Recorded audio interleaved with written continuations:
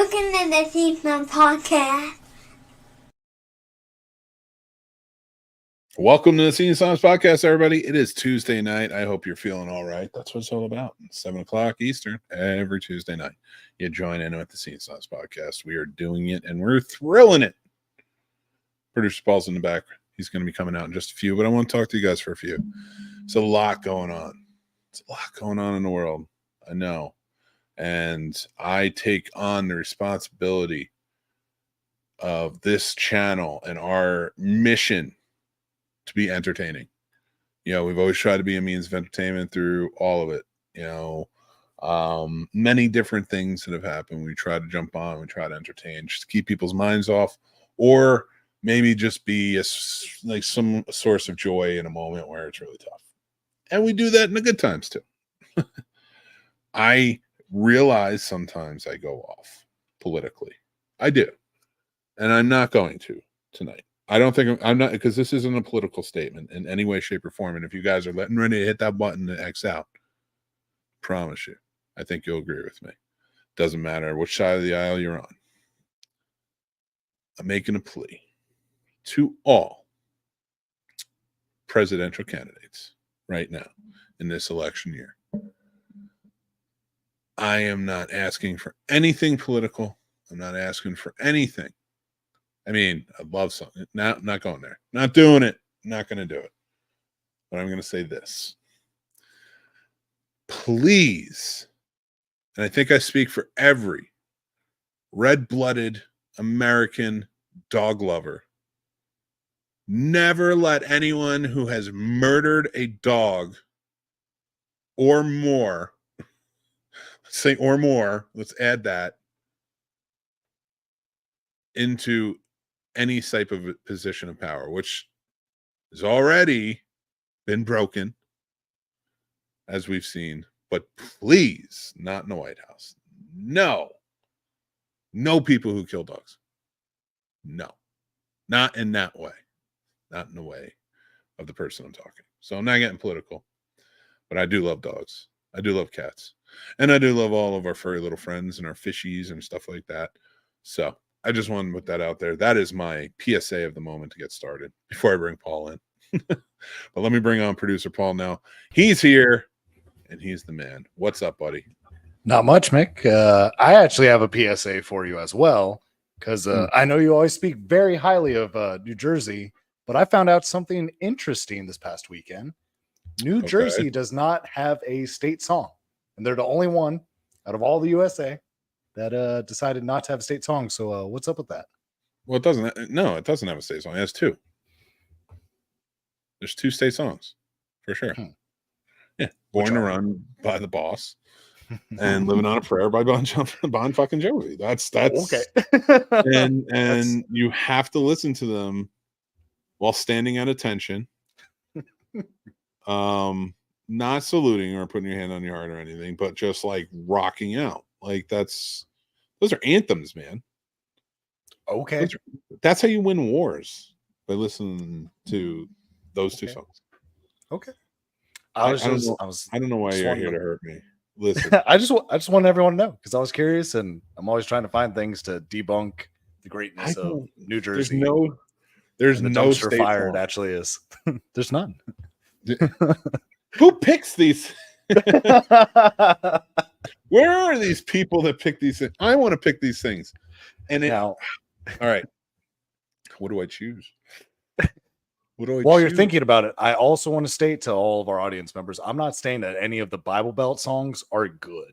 Like, we need to renew our state songs, because they are pretty not graceful about the racism in them. But at least we have one. Let's go through.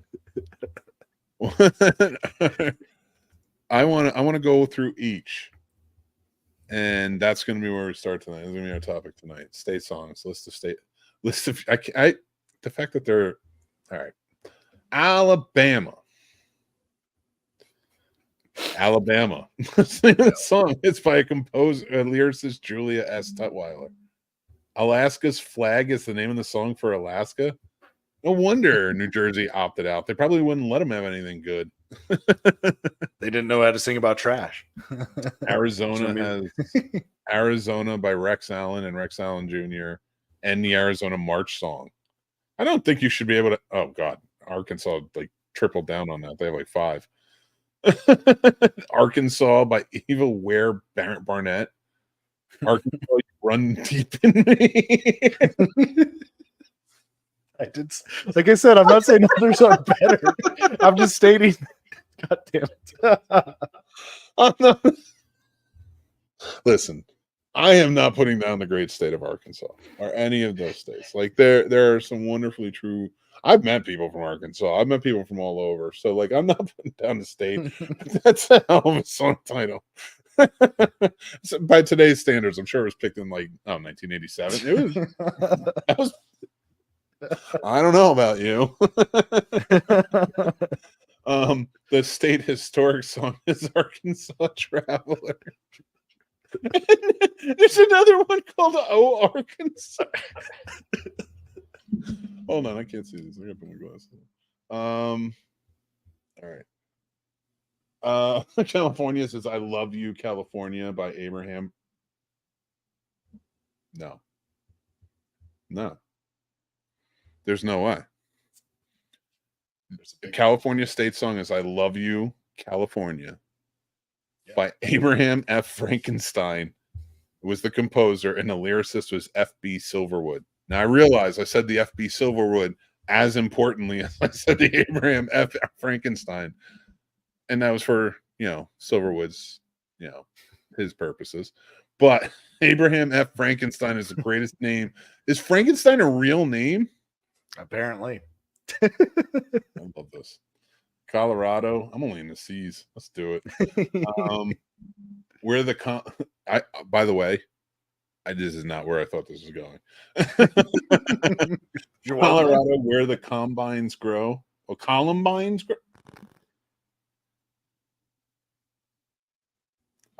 That was picked in 1950. Oh, they repicked one in 2007. Okay. And it actually makes sense. Rocky Mountain High, John Denver. It's a great pick. Yeah. That's a good replace. I'm not laughing at that. I'm still laughing at fucking I saw you run deep in me. It popped right up. Like it's like I looked up. And it's like the glasses made me see him better. I don't know. There you go. Visual effects. There we go. All right. Connecticut is Yankee Doodle, which makes sense. Then there's beautiful Connecticut Waltz. It's the second state. We don't have any, and they have 4. That's what I'm saying. Jesus. It's bad. And then they have state cantata. What's a cantata? Is that a song? I don't know. Celebration, I thought. I assume it's Spanish. I don't know. It says the Nutmeg. It's picked in 2003. That's oh, man.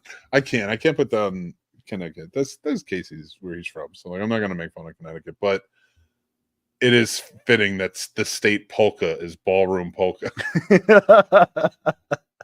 It fits. Polka. Yeah. Hey, polka. Delaware. Watch Home Alone. I do too.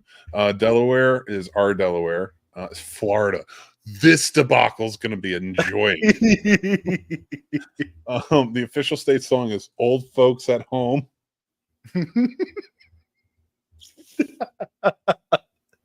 Yeah, it makes sense. Is it a song or is it just noises of them just being like, like just trying to get up out there? Does it sound like life alerts going off? So when was it picked? So it was original lyrics are from 1935, but it was revised in 2008. So I guess it was adopted in 1935. Man, they really went all in on old people. They were like, this is our retirement community. Official poem is I Am Florida. Okay, that's cool. I wouldn't mind. Yeah, that's cool that they have an official poem. I'm cool with that. What's the difference between official song and state anthem? State anthem is Florida, where the sawgrass meets the sky, where the bath salts meet the sky. And anybody who fucking shits on me for making fun of Florida, I lived in Florida for years, so leave me alone. Georgia on my mind for Georgia. Yeah, I knew that one. Hawaii, Pano, Idaho. We have Idaho. That's like the most boring song title I've ever heard. Illinois is just straight up. Illinois is just like Illinois is naming their songs Illinois. Indiana. How is Indiana not picked the Michael Jackson song? On the banks of the Wabash, far away. Cool. Iowa, the song of Iowa. The official companion state song is "Make Me a World in Iowa." Isn't that where your family's from, right? Yeah, that's where. Oh, okay, I've seen some of those pictures then. Okoboji, Iowa. Oh, University. Boy. I've seen some of those pictures. Iowa's a lot more beautiful than my state map allows me. Kansas is home on the range. That makes sense. Official state march is the Kansas March. Official march is here's Kansas. What the fuck is different? I'm out. Kentucky, my old Kentucky home. Makes sense. Bluegrass song is Blue Moon of Kentucky. Why not just make one the song? Louisiana, You Are My Sunshine. That's a good one. State March, Louisiana, My Home Sweet Home. That's actually a good tune. I don't mind the marches as much because I do miss them. Like I used to really love marching bands at games. I realize this is boring, but I don't give a fuck. I'm in. Once you strap in with me, you got to take the ride. And you know what? Let's make it a little more interesting. Every time I call out a state, you tell me what song you think their song is. Oh shit.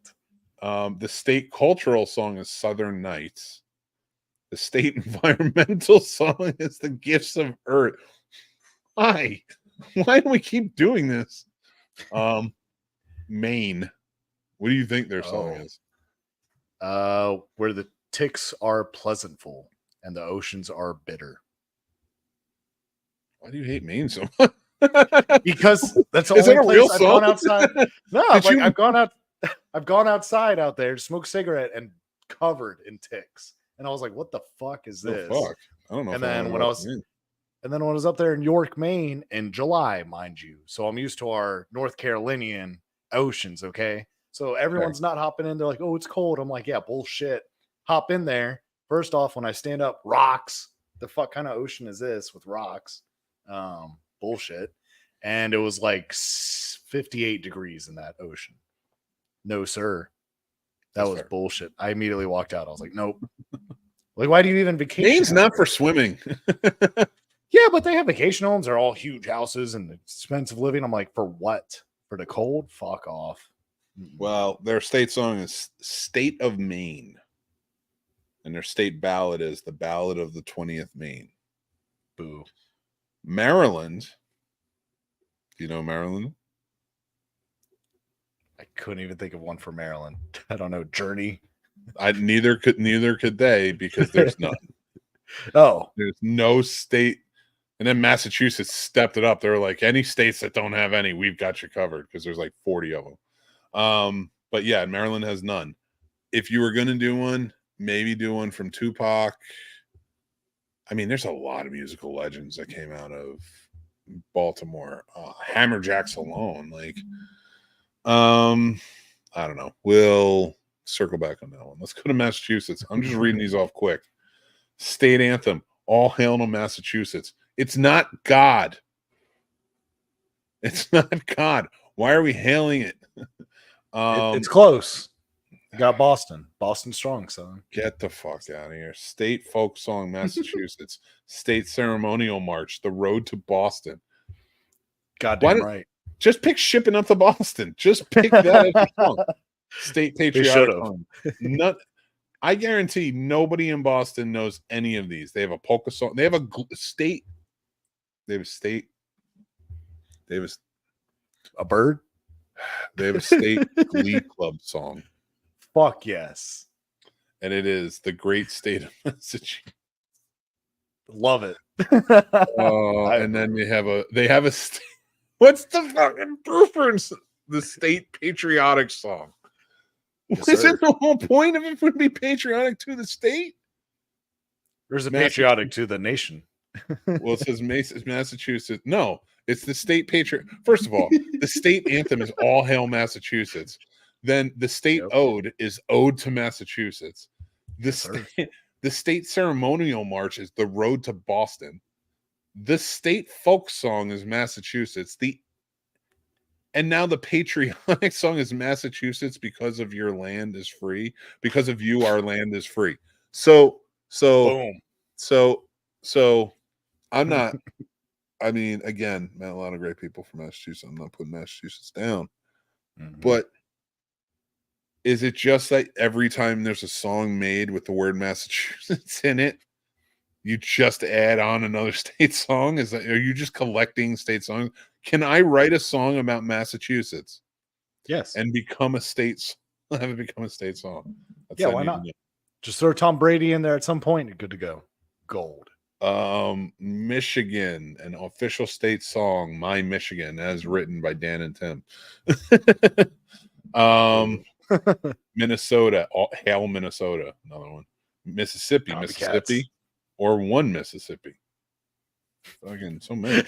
Like One Mississippi, Two Mississippi. Missouri, the Missouri Waltz. Montana is Montana. Nebraska is beautiful Nebraska. Nevada, home means. This is why New Jersey doesn't fucking have one, because we don't care about this shit. Wait. Whoa, no. Oh, I'm in a different state. What is it about the New England that's just like we're going in on all the songs? Because I got to Nevada, they have home means Nevada, and then you have New Hampshire with like 8 songs. The official is Old New Hampshire. Then they have another official called Live Free or Die. Yeah, that's on their license plates. No, I mean, I get where it comes from. My problem is, what are you doing? Like, why do you riding with seatbelts? Like, why do you have to have 2 official state songs? First of all, one of those official state songs, when it was made an official state song in 1949, and then again in 1977, how does that work? How do you reinstitute a state song? And then again, 40 years later, they got the next one. And then they have 1, 2, 3, 4, 5, 6, 7, 8. They have 8 honorary songs. All of them have New Hampshire in the title. Except for one that says The Old Man in the Mountain. I'm out. New Jersey definitely has a state fucking song. It is I'm going Living on a Prayer by Bon Jovi. I don't think you can just decide one. I can decide anytime I want. I can decide anytime. I'm putting it on Twitter. That means it's real. Right. I'm going to put it on Twitter right now. That's fair. The state song of New Jersey is Living on a Prayer. Love it. Make it official. I'm gonna like that tweet in a little bit. Make it official at New Jersey. Why wouldn't you? Why in all that time was everybody just kind of like, I don't know what's going on? Because they're like, are we even a state? That's why. I don't even think they have an official Twitter. There's just a whole bunch of shit. I don't even live there anymore. I don't know why I'm so in tune with all this, but I did it. Go support that tweet. Let's make it happen. Living on a Prayer. All right, I'm done with this list. I don't even care. Well, I guess some people want to know what their songs are. You want to know North Carolina, right? No, it's Darius. It's Darius Rucker. It's good old wagon wheel. No, it's not. What you say? No, it's not. I don't give a shit what you got to say. State. Oh, new developments. Were they a part of the North back in the day? We don't know. You gotta get rid of that rebel. I mean, they were North Carolina, not South, so I could see it. Hey, you know what that means? The old North state. You know what that means? Fighting for the North. I love it. Yep. And I know many North Carolinas get really mad at me, and I love you. I do. I'm fighting with him more than anything. And the North Dakota Hemp. Ohio, beautiful Ohio. Have they been to Cleveland? Because they don't have a pandemic of drugs up there. How is the state song? How is the state song of New York not either New York, New York, right?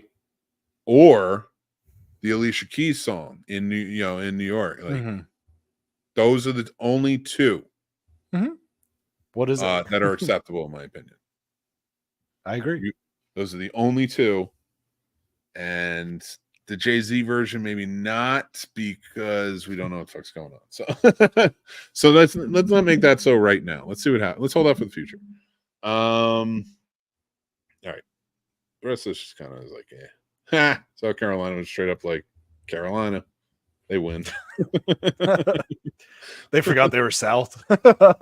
Idiots.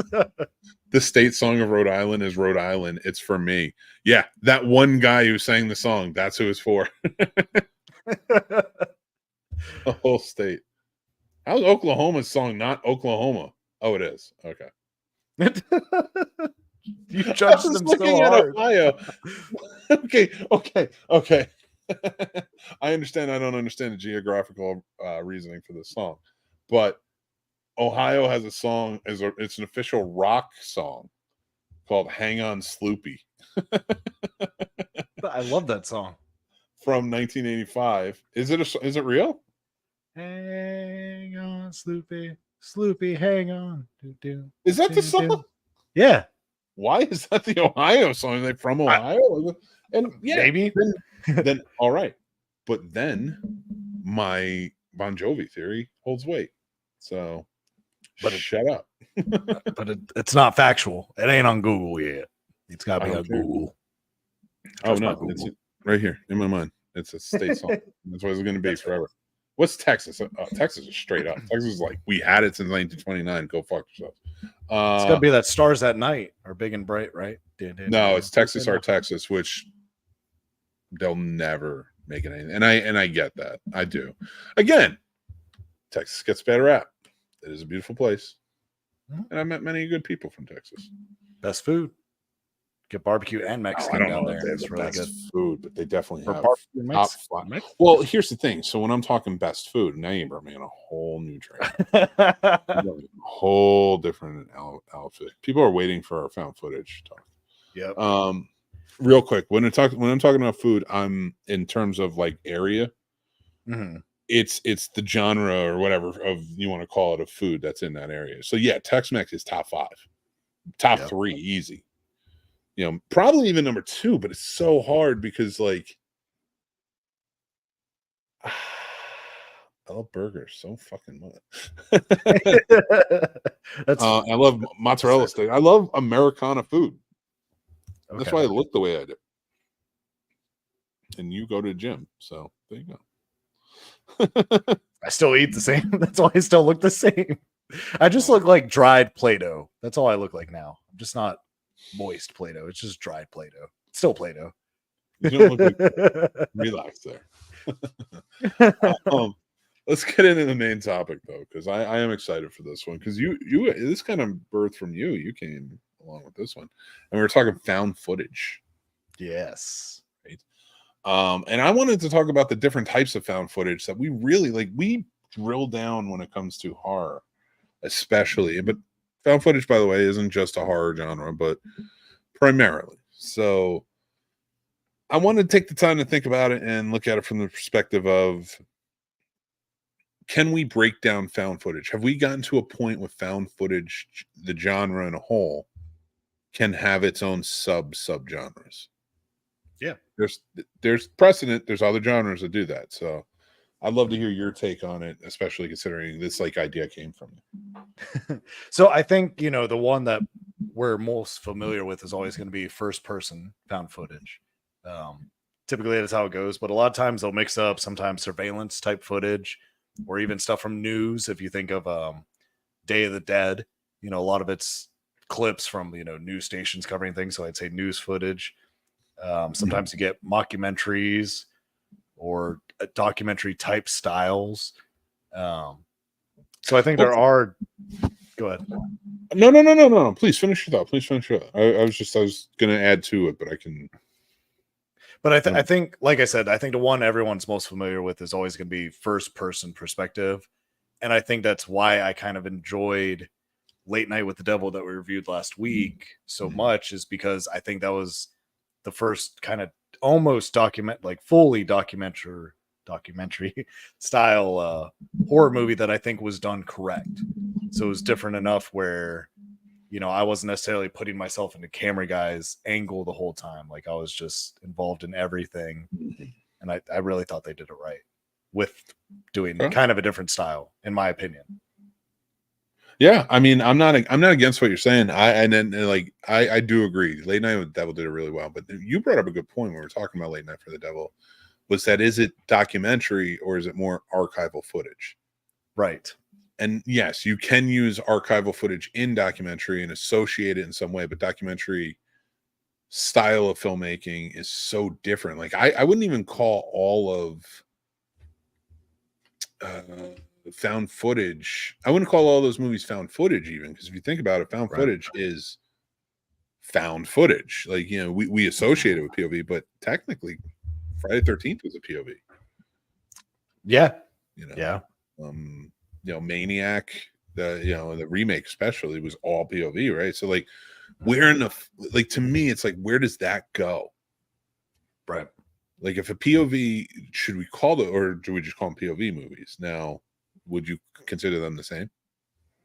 I almost wouldn't, because then you'd have to call movies like The Host or Unfriended or things like that. You'd have to just straight up just call them only POVs. And I think they're kind of still a different category just because it's different cameras with different people individually being filmed, but it's not just straight POV. So I feel like you'd have to differentiate somehow. And that's, it's funny you mentioned that, because I would count them under the found footage blanket. But if you really dig into it too, but you're right, like you almost want to call that Zoom footage. Like if you're going to a subgenre, because it's like a whole new thing. Those movies are really only existing in the last 5 or 6 years. Right. When was it really tried? Like I think they're succeeding where fear.com failed. Right. Yeah. And that's a deep cut for anybody who for any of our traditional horror fans. But I do. I think found footage became hugely boasted after, of course, the Blair Witch Project. Yes.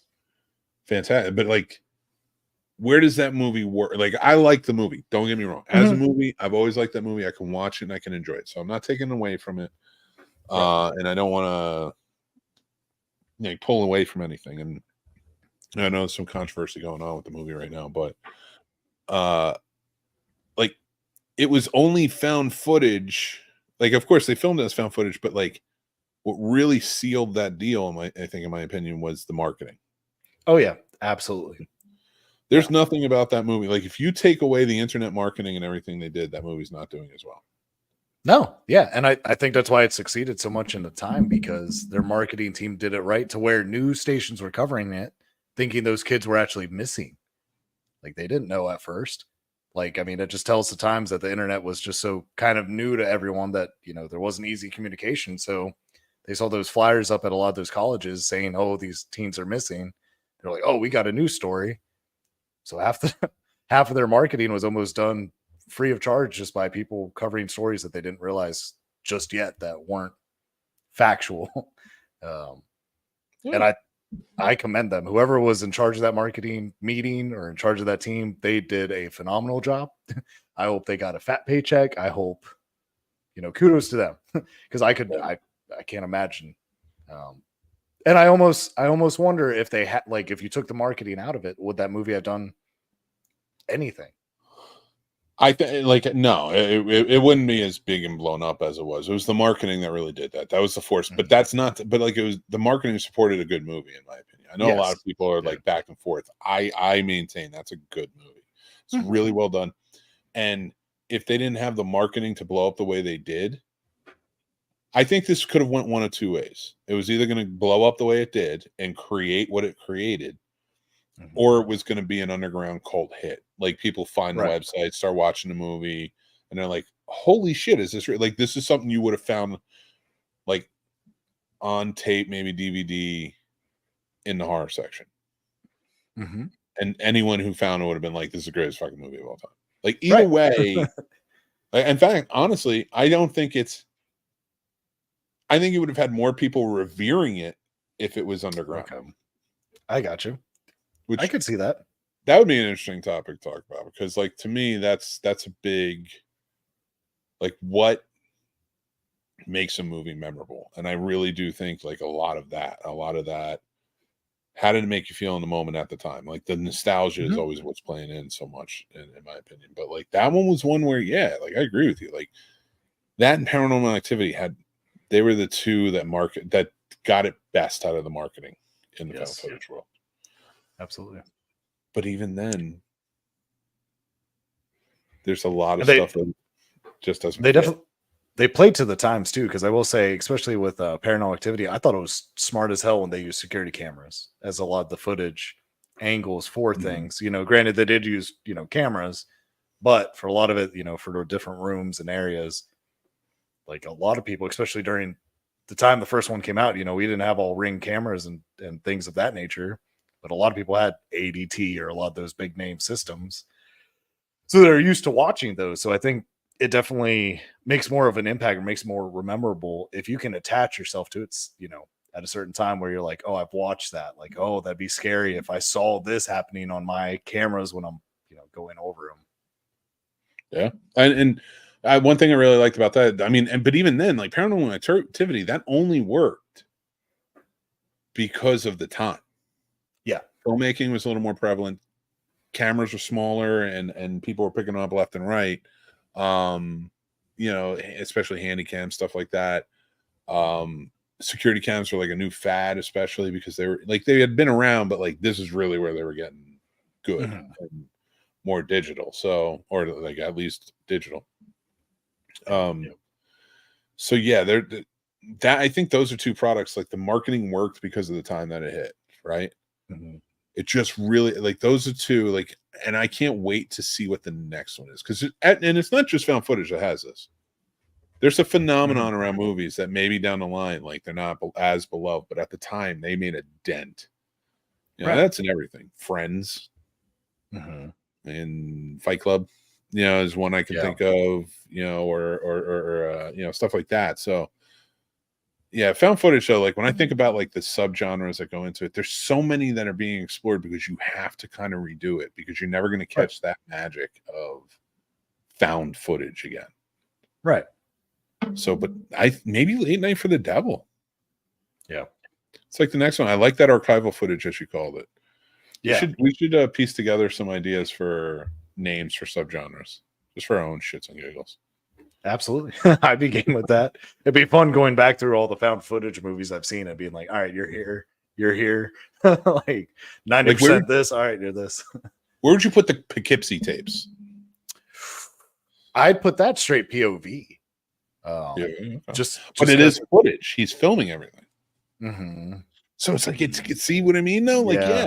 It like, because like, if you count the marketing that went into Blair Witch for the effect of it being found footage, you have to count, like, in my opinion, you have to count that when you're talking about movies like that, where you're just like, but it is found footage, even though it fits more of a POV style of filmmaking. And that's where you're mixing those genres. And I think that hurts movies. I think that hurts, like, because Poughkeepsie Tapes wasn't bad. It was a little brutal. Like, I didn't love it, but like it's not bad though.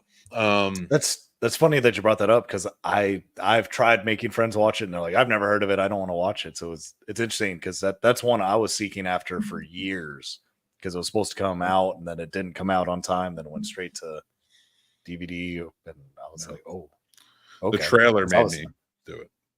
Yeah, I wanted that perspective, and that's why I look forward to, I forget what the new film is called, where it's from the killer's perspective, and it almost looks kind of like a Friday 13th, but almost kind of esque, but it's from the killer's perspective. You know what I'm talking about? I know what you're talking about. I cannot think of the name of the movie. It's a newer one coming out. Yeah, and I have high expectations for it, because I was like, oh, it's all filmed from the killer's perspective. I was like, this will be a lot of fun. It should. I cannot think of the name of it, but for the life of me, like, it looks like, I saw the poster for it, because it's like a dude who looks like Jason Voorhees from behind, standing by a lake. Yeah. So, and it's got a like cool title to it too. I want to see that as well. That got me too. Like it was funny because like our buddy Sturdy doesn't watch trailers, and sometimes I'm a little envious of him. Right. I got to tell you, I still think horror trailers do it where they suck me in. Mm-hmm. Dramas, Sometimes. horror trailers, comedy trailers don't do it for me. I'll just like, I'll check it out. If it like, like if I'm grooving with like, I should have went into Ricky Sneaky Blind. Why? It was so good. That trailer, I saw that trailer and I'm like, this is fucking terrible. And it's gonna be terrible. And I watched it and it was terrible. That's why. It was amazing. You are the worst at this. I don't know why you keep saying these terrible, terrible things. Man, Stop saying Ricky Sneaky was good. You're not going to sell anybody it was else. so good. It was so good, you guys. Don't. It's okay. He hates. No, he doesn't hate Joy. That's a lie. But it was. Joy. I love Joy. That movie sucked. I know. No, that's not true. I want to go back and watch my full review. John Cena was pretty fucking dope in it. I'll say that. All right. Talked enough about found footage. Let's talk about some movies. We're going to review these bad boys tonight. I hope you guys will join in for that because we're going to be talking Argylle and Challengers. And I think we're going to go with Argylle first. And this is going to be an interesting one. So Paul and I have been matching every week. Yeah. In our ratings of movies. We've been pretty spot on. And we are not this week. Oh. We're not in certain areas, certain respects. So Argylle. The story of a fictional super agent written by a young woman named Ellie Conway, played by Bryce Dallas Howard. She gets roped into the world of espionage through Sam Rockwell's agent character, who they have a very tenuous relationship, if you will. And as you go on, more and more starts to unfold. It's an action adventure of very imaginative levels. And I got to tell you, check it out for yourselves. That's all I'm going to say on that. But we're going to get into our reviews now. There will be some spoilers to these reviews. So if you guys are in it to win it, stay with us. If not, take off. Come back later. Let us know what you think in the comments. We love you, but like I get it. But spoilers are coming. Here we go. 3, 2, 1. There you go. And I didn't put anything up on the screen, so get over it, people. Still gave you seconds. Still right. Argylle. Wanted to like this movie. Could not bring myself to like this movie.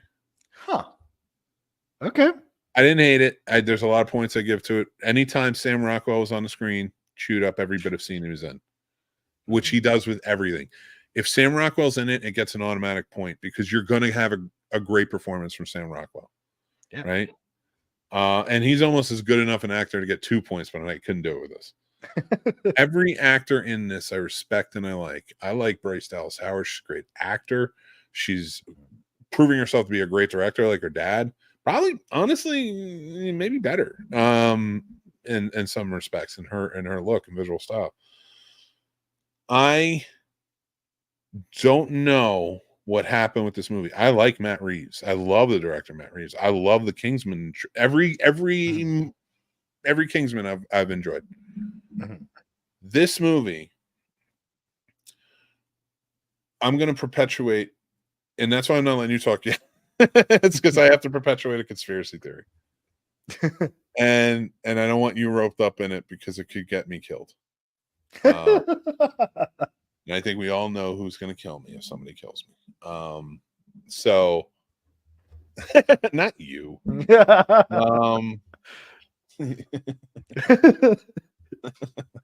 So we get to a point where I truly think that this movie was an idea for Taylor Swift to try and get her into a franchise of films. I truly think this was the way for Taylor Swift to get into it. And then she would have played and now this is a conspiracy theory. It's a total rumor. I cannot, she said, I didn't think she wrote it or anything. I think the studio wanted something written that added every element of who Taylor Swift is, right? Come on, tell me there's not. And I'm not against it, but it just wasn't. The movie didn't land. It was too long. There's a lot of aspects to it that just really pulled out, which Paul is going to cover in just a moment. I need to get through my conspiracy theory first. I truly think they wrote this movie. They even went to Matt Reeves and was like, she'll respect you. She likes filmmaking. You're a good director. Can you make this movie happen so we can try and get her on board? Write a script. And I think they did that. He put everything that Taylor Swift loves in it. And with a love story and everything, because that could have been good, but again, it was too long and drawn out, in my opinion. Sat her down at the table. She looked at the script and said, I love it. My friend Bryce is going to be great in the role. And listen, Bryce Dallas Howard, that's a great actor. So I'm not mad at any time she's in anything.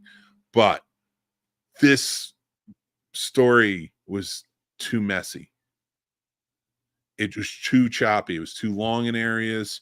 There's too many twists and turns all throughout where they were really like, I wrote a movie I wrote a short film in college called One Odd Man Out. Well, a better writer wrote a better version of that movie. So, and I'll give that to him. And then I rewrote it in some aspects to change the ending because it was on the fly sort of stuff. So I did it poorly, and there was like not 50, but there was like 14 twists in that fucking short film. And now I maintain I was a jackass, and that's why I point this out for two reasons. For any filmmakers watching, I know I was a jackass, and I know I wrote shit. Stop looking back on all your old shit as it was great. Realize your potential and that you're getting better. Because I do realize I got better and I learned from experiences. But writing 14 twists in any goddamn movie, especially short, is a terrible one. But in this movie is almost 3 hours long, and there's so many goddamn twists I couldn't keep up anymore. And then like double crosses or this or that and the other thing. There's so many. And poor Paul's head is about to explode because he just wants to talk about this so he can get past it and yell at me about challengers. But I'm saying this movie didn't work, but all of the elements of the movie did. Cinematography was good. The visual effects were great. Cinematography was great. Visual effects were great. There's a lot of really good elements about this. But the story was just not good. It was a lot of little stories all in one with twists and turns. I'm going to shut up now, and I'm going to let my good friend producer Paul take over. What did you think about this movie? I'll make it short and sweet. Good. No. Actually, I did enjoy it. I thought it was better than I expected. It kind of reminded me too much of Night and Day, honestly. Which I did enjoy, but I was kind of like, it just felt too much like that. But I love, like you said, Sam Rockwell. Man, he's great. I loved him in everything he's been in. I thought, like I said, I thought it was a little better than I expected. I enjoyed that they did tie it into the Kingsman. I wasn't expecting all that amidst all the other twists. I didn't see that coming. Didn't. I really wish they didn't. See, that was, but I don't mean to cut you off, but because that's a spoiler, I do want to point out to everybody that's a spoiler, and it looks like they're going to try and stretch these movies out more, but as the actual Argylle, right? Doesn't seem like, I don't know if they're going to go with everybody, but I think this was like the kickoff franchise for Argylle. So in my mind, in my conspiracy theory, the Dua Lipa role and the Ellie Conway role were both written for Taylor Swift. Yeah. I can see it. I'm on board with your conspiracy. Everything. So that's that. And again, I'm not against it. I think she's talented. I listened to Fortnite right before the show started. That was part of my energized up thing. But like, so no shitting on anyone. Mm-hmm. This movie did not live up to what it should. Sorry. I'm going to shut up now. No, you're good. I will say, however, I felt like this was like, once I realized it was part of the Kingsman universe, let's say, I really feel like this was just a cheap stab at a PG-13 version, just a lesser version of Kingsman to kind of reach a bigger crowd so that younger kids could see it, because it wasn't filled with all the cursing or all the blood or killings. But I was impressed by what it was, because I expected it to be really bad. And it wasn't the worst. Like, I don't regret seeing it. This is the Kingsman for women. There you go. That makes If sense. we're Yeah. if we're being real honest, like, because and it's not just that. Like, I've talked to other women about the Kingsman who liked it, or like it's just a little bit too much. But to me, this is the Kingsman for women, where the Kingsman's very sensational and overblown, right? Right. I think they did it here. Oh, you know what? Maybe that might go up a point. I might have talked myself up a point in this movie. Because they At did a least half different a point. aspect. At Right. least half Okay. a point. Now that I'm thinking about it from this perspective, because there's nothing different about any of the overblown shit that we see in like Kingsman or other movies like that. True. So what am I bitching and moaning about? No, fuck that. I can give this. So you want to give ratings? Yeah. You let's keep hear it. talking. Keep going. I just No. talked myself That's all I had to say about Argylle, honestly. You gave it a 2.5, Mhm. and I gave it a 2, but now I'm giving it a 3. Hell yeah. I talked myself into it. I'm giving it a 3. We're almost matched up. I'm gonna and for me, 3 is go check it out, see what you think. Right. Do that with any rating I give. Do that with any rating. Don't let anybody tell you not to go see something. That's bullshit. But because I'm as many people as I know that have been touched by movies that I'm just like, really? Mhm. Tough. That's a tough thing to come by. It's not one I would agree with, but like, listen, it's to each his own. But yeah, Right. I think for me, this is gonna be a 3. Like, go check this out, see what you think. Yeah. Because I did like every aspect from the filmmaking side, but the story was just too overblown. But it's not more overblown than fucking Sudden Death with John Claude Van Damme. And there's an Right. actual love story to that.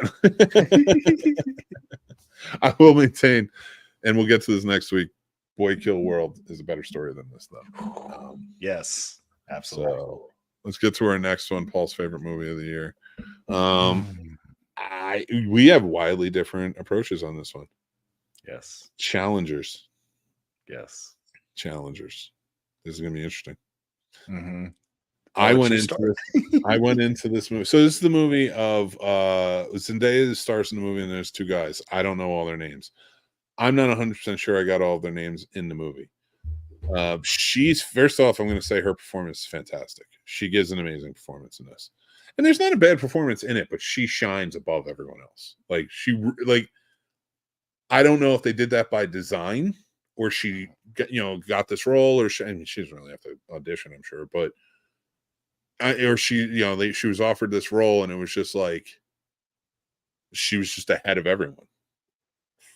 So I got to give it to Zendaya. She's a great actor. This is the story of her as an up and coming tennis like phenom, like a straight up star in tennis.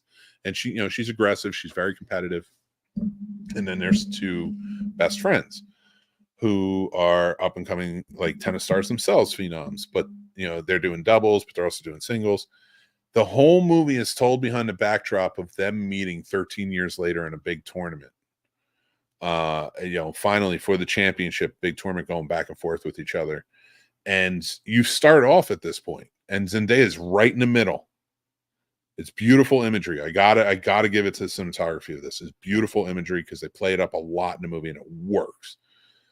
And she is right in the middle, looking amazing, and that is a point of this. I'm not just commenting on her as her looks.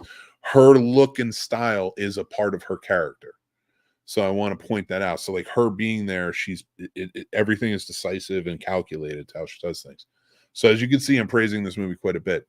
But the whole movie is told between the backdrop of these 2 former best friends who now hate each other.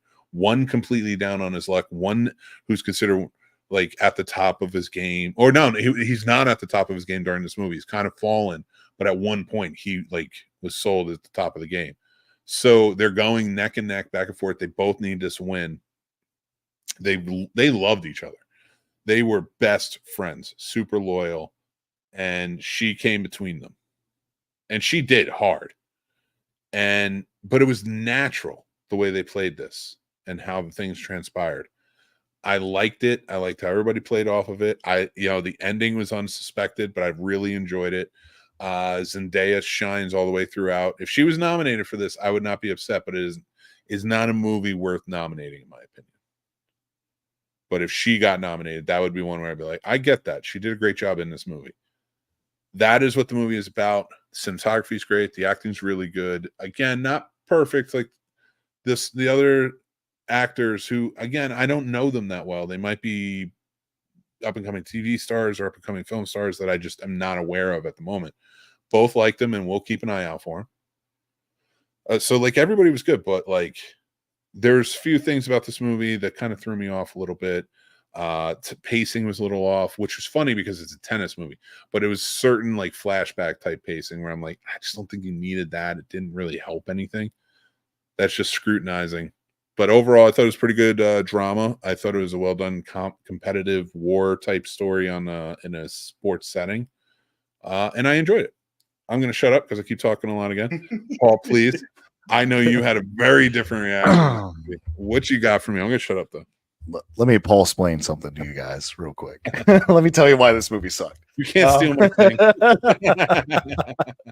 So first off, I was upset because it portrayed itself as a sports movie with underlying drama. Like the trailer built it that way. Like it seemed like the drama was kind of second nature. The drama is the fucking movie. So if you go in there thinking you're getting a tennis movie or a sports movie, you're fucking wrong. It's not going to be that. There's no conclusion. There's no, oh, somebody wins at the end. It's great. It's all up to your imagination, which is bullshit. Zendaya, I will say her acting was great, and I did enjoy the cinematography. That's why I got the stars that it did. Past that, there was so much that wasn't needed. Like there was two groups of like sorority girls behind us. They only came here because they thought Zendaya was going to be on screen having a threesome with those two dudes.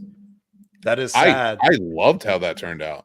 But that's sad that you came to a movie just for that. That's what I'm saying. Like if that's the crowd they got or all the money they got was from sorority girls thinking that's what they were getting, that's I got to be honest. Like, if I and no, I'm cutting you off, and I'm sorry. And anybody who hates me doing that to Paul, please. We are. He knows who I am. So, that's what I liked. I liked how it turned out in the movie. Right. That's so to go back to our found footage from, if you're listening to this as a clip in our podcast, we're talking about found footage. So please check that out. But in the found footage conversation, to me, it's similar here. Whereas like the marketing really helped those two movies and put them above like so much more. To this, I would say the marketing diminished this movie. If it didn't do well, which I don't know for sure, I should check that out before I talk about it in any way, shape, or form, like see how much it actually made. But if it did diminish in any way, like it didn't do well, like honestly, like I mean, it's got a great rating on both. I think it's a great movie. I don't trust Rotten Tomatoes; they suck. But it is not for kids. There's sexual themes to it, but it's not overly sexual like the trailer makes it out to be, and I think that hurt it a lot. Right, and I could see that. I think another problem, like people in my parents' demographic, they wanted to see this just because they thought it was a tennis movie. Mm-hmm. And I think that's where I don't like that you portrayed it as one thing that it's absolutely not, because I think if this wasn't a formal sports tennis movie that just had underlying drama, it would have been okay. But the fact that you made it seem like that's what it was and it's not, I can't imagine how many theaters had to deal with angry patrons coming out being like, what the fuck am I watching? Like, I didn't pay to watch this. And like I said, I just didn't care for all the back and forth, because it's just a girl comes in, pits two best friends against each other, sleeps with one, dates him, leaves him, directly goes to his other best friend, cheats on him. You are really leaving out significant reasons for those things. But is there a big reason? I there mean, are like I don't even see why was really shitty to her. Like he really was. She was determined. But that's sports people. I know very competitive people that are up there, and that's 100% how they are. They will cut you out if you're not keeping up. Let's keep up. But what I'm saying to you is like, so all she did was exactly the realistic thing that you would say a sports person would do. And she went to the next guy who was like determined as well. Right. Like, but that dude floated around. Like this other guy was like, I'm taking the same thing. Like he's pushing. She sees him pushing in school. And like she fell for that, and like they became friends, and she fell for, like, to me it wasn't like all right, fuck them, you know, I was fucking this one guy and now I'm gonna move over to the next. Like she was pitting them against each other, but because they were both vying for her. That was a power move in my opinion when she did that to him during the threesome scene where it wasn't an actual threesome. Right. like that was a power move for her to be like, you're coming after me, but I'll just put you against each other if you're doing that. Right. You know, And I fucking appreciated how that all went down. So like, I'm not diminishing what you say, but like to me, I don't want to take away from the story though. There were clear reasons, and I want people to go see it and like think of it for themselves. I respect your opinion on it though. I just didn't see a point in this movie. I won't ever watch this again. That's it. Listen, man, I get it. That's just because like I said, I thought it was going to be a good sports movie, and I love Zendaya, and I still loved her performance in this. I'm not saying she was bad, but like I said, my ratings is only for her and cinematography because I did think the camera angles were fun. I did like the tennis angles where they did it from the ball going back and forth. I thought that was cool. Mm-hmm. As that last fuck you, I like that he put the ball to the middle of the racket to let his friend know that he had just fucked her or had fucked her. I thought that was pretty fun to get him pumped in the end. So like that part, I was kind of like, haha, like, okay. And they both acknowledge it, but I still don't like that they didn't clearly decide who the winner would be. That's it. You're the competitive one that wanted the winner, and you didn't get a winner in it. Because it's a sports movie. You got it. They all won. No. That was the point. The whole war. Oh, no way. I'm going to argue this one. No, there's no clear. There's got to be more beauty to a movie than a sports movie has to have a clear winner. That's not because the case. Even the love story, she couldn't I talk all the time. When he said, do you still love him? She couldn't even answer that. So the fact that she couldn't, on a drama level, couldn't even give a clear answer. Competitively, there was no clear answer. It's up to you. She had she was driven. She is like, I get why she didn't have a clear answer. She didn't have the answer. I liked what was going on with it. Like she played that well. I do amend one thing I said earlier, which is not an Oscar worthy movie. This is, or any award worthy. It absolutely is for editing. The editing in this is fucking phenomenal. And then, like I said, I liked all aspects with the editing. The editing might be better than Zendaya, and she was like my top reason for like the performance. So yeah, I got to disagree with you. I respectfully disagree with you on this. I think this movie was really well told. I do see your point about it. When you're looking for a sports movie, but really, no sports movie is ever about the sport. In fact, true. Like We Are Marshall was kind of all about the sport, and that one wasn't that good. So you're right. Like, if you are going to see a movie about tennis, maybe pick out a movie where they're about a tennis star. This is a straight up drama. This is not a sports movie. And I just really enjoyed it. I thought this was really well done. I gave it a 3.5, and Paul gave it a 1.5. As you can see during our argument, during this argument, we completely disagreed, and that's okay, because that's perfectly fine. Just like if you disagree with me or you disagree with Paul, what do you think? Sound off in the comments. Well, let's finish. Let us. No. You get your ass in there. What are you? No. I was just saying, I'm really curious in the comments. Like, I'd love to see where. Like, maybe I'm wrong. Maybe I'm one of the few that was like, you shit on. I'm just curious. I don't think either one of us are wrong. Well, Rotten Tomatoes and the audience score rated it way higher than I gave it. So, or maybe you're maybe wrong. I'm off. Yeah. I'm the problem. What? Maybe you're wrong. Let's get some Mick's movie pick for this week. It's from 1938. If you guys had a chance to go check out the Classic Snobs film history movie from last week, then you know what this is. I don't always pick that, but The Adventures of Robin Hood, starring Errol Flynn, from 1938. Still, in my opinion, one of the best versions of on-screen Robin Hood ever. It's a great tale, great acted, great action, the whole nine. Go check it out. Technicolor really pops in this movie. I absolutely love it. Really fun performances in it too. Basil Rathbone plays the sheriff. Errol Flynn popping. And if you don't know him, he played Sherlock Holmes in the early Sherlock Holmes movies. He did a very great job in that. But yeah, go check this movie out. I really liked it. I think you guys will too. And before we get going, I want to let you guys know we are doing a Casters for a Cause charity script read again on May 17th at 7 p.m. Eastern here on the Scene Snobs channel. And it's going to be sponsored by Carolina Fear Fest, and all proceeds are going to Haunters Against Hate. It's a great organization that is helping kids in the LGBTQ plus community. And yeah, I just absolutely love this organization, and I'm happy to be doing this with them. I want to thank you, Paul.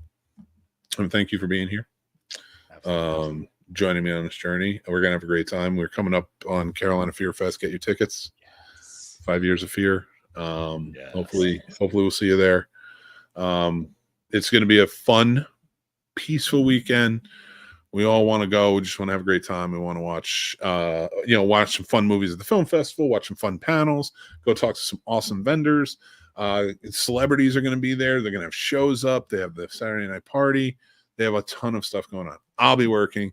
This man will be working, but we're going to be working to entertain you. So come check it out, be a part of it, have fun with it, and just join in.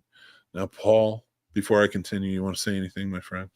Yeah, you guys, it's warming up right now. So find an excuse to be outside with your family, whether it be Pokemon Go or just going for a walk. Do something outside because it's perfect weather right now. And listen to one of our awesome podcasts while you do it. It'll be a great time. Absolutely. And guys, thank you so much. If you are interested in like any type of merch that we have, go to snobsmerch.com. Use snobs as your promo code for 10% off your order. Love to have you come out, check out some of these great designs that we have. We got the logo, but we have tons of movie and TV show designs going on as well. And we're going to be having a catalog come out pretty soon. Also, go check out the Patreon and the Discord. Love to have you. Come be part of the conversation in the Snob Nation. We love it. The Discord is a lot of fun. You can join up there, talk about it anytime. It's down in the link tree. Join up on the Patreon. There's a free tier, but if you want to support, we truly appreciate it. All goes back into making the channel as entertaining and fun as possible. But we love you guys. We appreciate you guys. And until next time, I'm Mick Manhattan. That's producer Paul. We appreciate you guys being here. And remember to be kind, stay classy, and take care of yourselves because that's important. Bye.